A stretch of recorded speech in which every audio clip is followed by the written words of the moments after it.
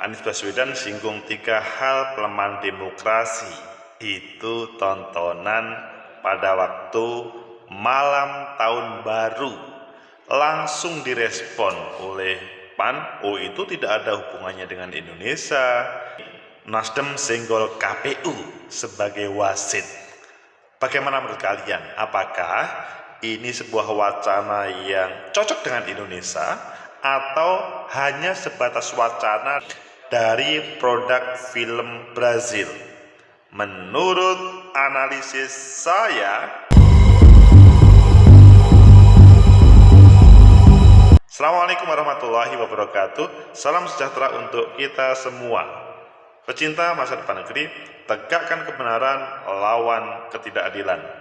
Selamat tahun baru, meskipun ini sudah hari yang ketiga, namun kita akan mengupas suasana tahun baru Mas Anies Baswedan ketika nonton film yang diproduksi di Brazil.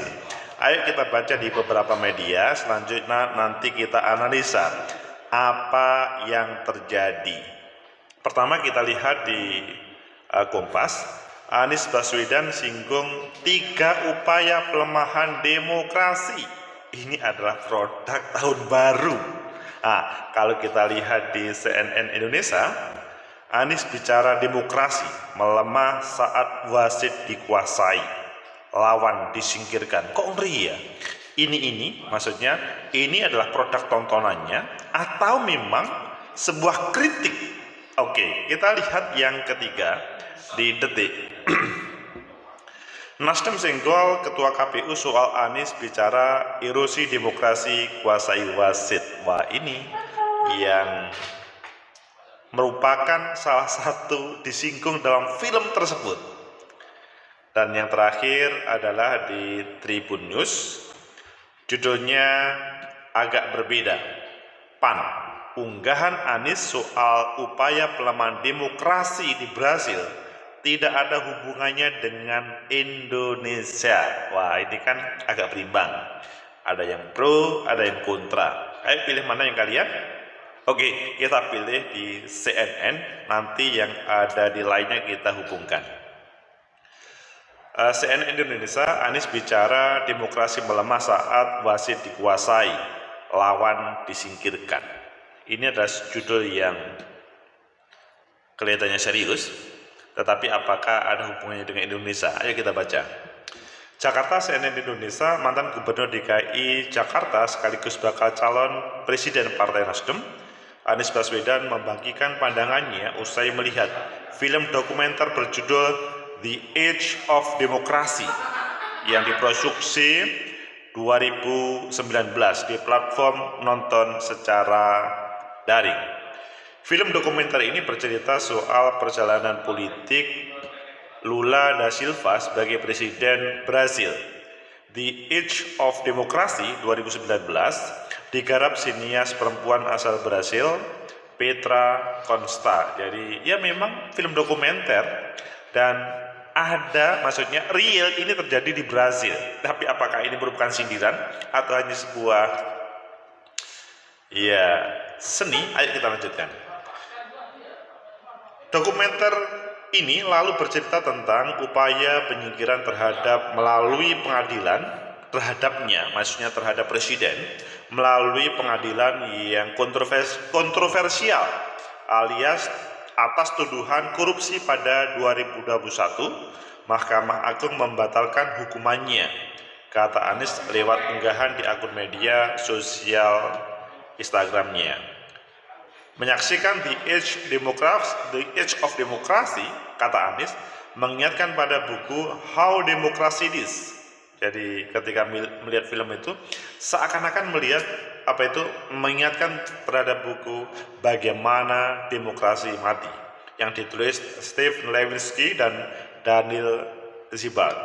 Ia mengatakan merujuk pada buku itu diketahui setidaknya ada 3 tahap untuk melemahkan demokrasi secara perlahan dan tak disadari oleh rakyat. Oh, ini serius ya. Kelihatannya hanya seni menjadi ilmiah. Oh, serius ini. Pertama, kuasai wasit. Oh, ini pelemahan demokrasi. Menurut Anies, dengan menguasai wasit berarti mengganti para pemegang kekuasaan di lembaga negara netral atau seperti penegak hukum dengan mendukung atau pendukung status quo. Kedua, singkirkan lawan politik. Oh, teringat pada waktu Orde Baru kalau begitu. Anies mengatakan penyingkiran lawan politik bisa dilakukan dengan cara kriminalisasi, suap, dan skandal. Ngeri ya? Kriminalisasi, suap, skandal. Kemudian ketiga, mengganti aturan main. Ex-Mendikbud ini mengatakan cara ketika mematikan demokrasi itu diyakini dengan mengubah peraturan negara untuk melegalkan penambahan dan pelanggengan kekuasaan. Pelemahan demokrasi secara perlahan seperti itu dapat disebabkan shifting baseline syndrome, yaitu perubahan secara bertahap dan perlahan hingga publik menjadi terbiasa dengan kondisi barunya yang sebenarnya buruk. Ini pada suasana kalau kalian melihat di CNN diperlihatkan bagaimana Mas Anies Baswedan nonton sama anaknya menghabiskan awal tahun baru bersama Michael dengan menonton The Edge of Democracy di Netflix, dokumenter yang dibuat oleh Petra Costa. Jadi sebagaimana yang saya ceritakan tadi, pertama kuasai wasit, singkirkan pemain lawan, ganti aturan mainnya. Ini sebagaimana yang kita sampaikan tadi. Sesudah menonton itu, Mas Anies berjanji sama Michael, kita akan menonton Avatar 2. Oh, kan menjadi serius dalam politik demokrasi nggak taunya Avatar 2. Apakah ada hubungannya lanjutan? Oke, kita baca beritanya dulu. Anies mengatakan ketika kondisi-kondisi ini dipenuhi dengan praktek yang dipandang tidak normal namun akan dianggap lumrah karena perburukan demokrasi berlangsung perlahan, masyarakat pun sambungnya tanpa sadar menganggap hal itu sebagai kewajaran baru. Menurut Anies, The Edge of Democracy mengajarkan demokrasi tak bisa datang begitu saja, tidak taken for granted. Menurut dia, demokrasi tetap harus dirawat. Penyimpangan walau hanya kecil namun kontinu terhadap etika dan praktek demokrasi akan menjadi lebar bila dibiarkan. Pesan pentingnya, bila terlambat maka akan menjadi terlalu berat untuk dikembalikan pada realnya. Ucap Anies yang juga dikenal sebagai inisiator Indonesia Mengajar itu. Pecinta masa depan negeri, tegakkan kebenaran lawan ketidakadilan. Sehingga lanjutan dari Mas Anies melihat hal tersebut, maksudnya film dokumenter tersebut, langsung si Nasdem senggol ketua KPU terkait dengan erosi demokrasi kuasai wasit. Tetapi PAN mengatakan itu tidak ada hubungannya dengan Indonesia. Bagaimana menurut kalian? Menurut analisis saya, pertama, yang terjadi adalah itu sebuah film dokumenter yang diproduk oleh salah satu sinias yang ada di Brasil. Namun film tersebut, The Edge of Democracy, merupakan refleksi dari sebuah realitas yang terjadi di Brasil, bahwa Petra Costa sebagai senias itu mengangkat Lula da Silva, presiden Brasil. Itu adalah sebuah kehidupan yang real yang ada di sana, sehingga itu memang sebuah produk seni, tetapi berangkat dari sebuah refleksi atau sebuah dokumen kehidupan yang ada di dalam perjalanan politik dan demokrasi di Brasil. Itu yang perlu kita garis bawahi. Namun yang lebih substantif adalah, pertama, ketika melihat catatan itu, pertama, yang diperbuat oleh dalam bahasanya The Edge of Democracy, kuasai wasit. Apakah hal ini terjadi di negeri ini atau tidak? Kalian bisa menilainya. Yang pasti, yang terjadi di Brasil, kalau ingin mematikan demokrasi, erosi demokrasi, maka para wasit tidak hanya penyelenggara pemilu tentunya, penyelenggara baik KPU, Bawaslu dikuasai, ataupun para penegak hukum dikuasai. Pokoknya orang-orang yang penting dikuasai. Kalau ini terjadi, maka film yang terjadi The Edge of Democracy itu tidak sebatas hanya sebuah film dokumenter, tetapi menjadi alat bagaimana merefleksikan yang terjadi dalam sebuah negara, apakah Indonesia, Malaysia, ataupun yang lainnya. Meskipun berawal dari ya itu adalah sebuah refleksi yang terjadi di Brasil. Kemudian yang kedua adalah singkirkan lawan politik. Apakah hal ini juga terjadi di negeri kita atau di negara-negara lainnya? Kalau itu terjadi, maka ya ini serius. Refleksi terhadap film tadi serius. Tetapi kalau tidak, maka ya aman-aman saja. Kemudian yang ketiga adalah mengganti aturan main. Wah, dalam mendekati proses pemilu, berbagai aturan main yang menguntungkan dia adakan, yang tidak menguntungkan ditiadakan.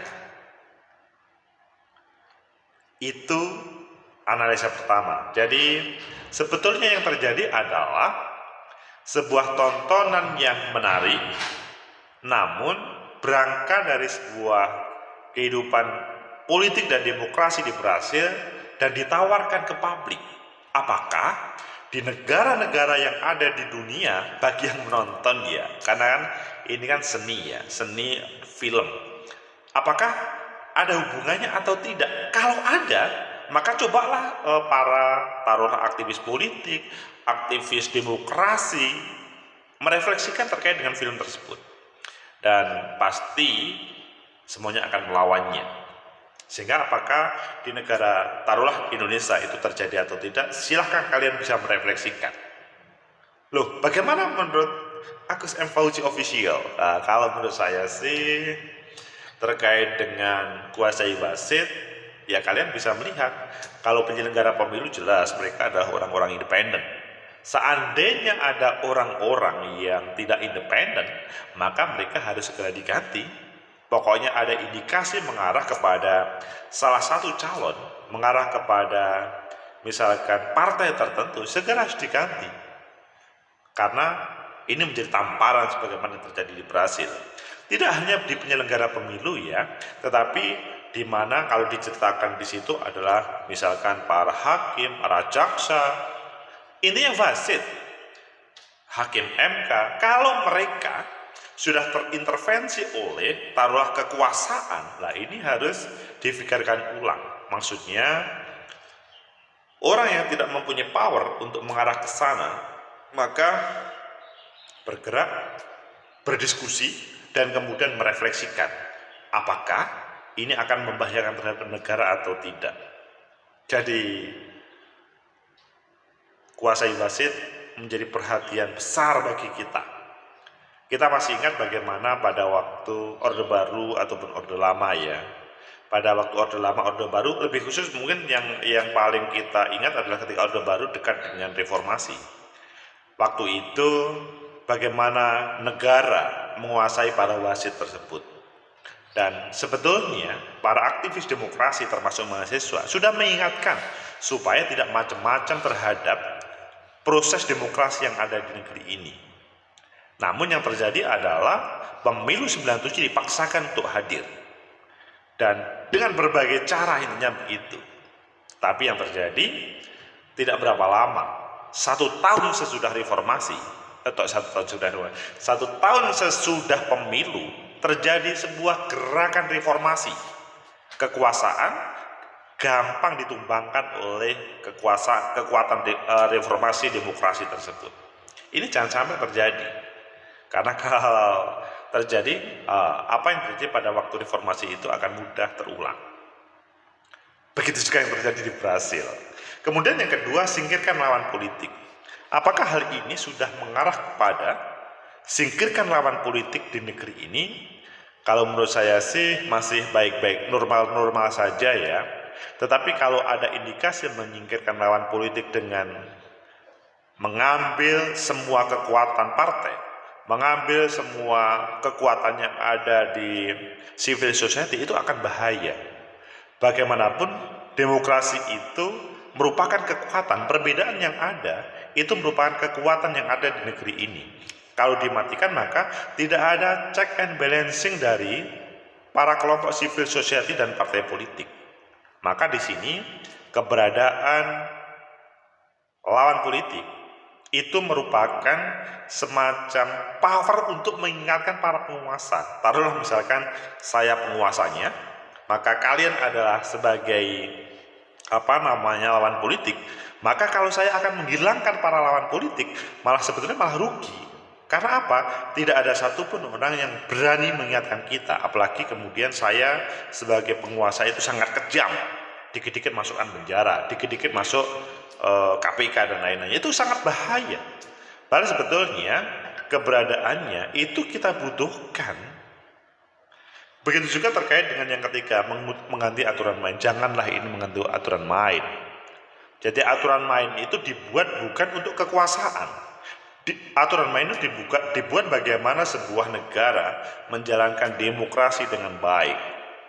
Jadi ya kalau kita tanya, apakah kalian ingin berkuasa? Pasti semua ingin menjawab iyalah.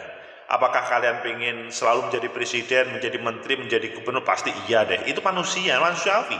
Tapi lupa bahwa di dalam proses menjalankan kepemimpinan, kekuasaan, itu membutuhkan orang-orang yang berbeda yang mengingatkan terhadap kita. Itulah The Age of Democracy yang ditonton Mas Anies Baswedan pada menjelang tahun baru. Semoga ini sebuah tontonan yang menarik bagi kita.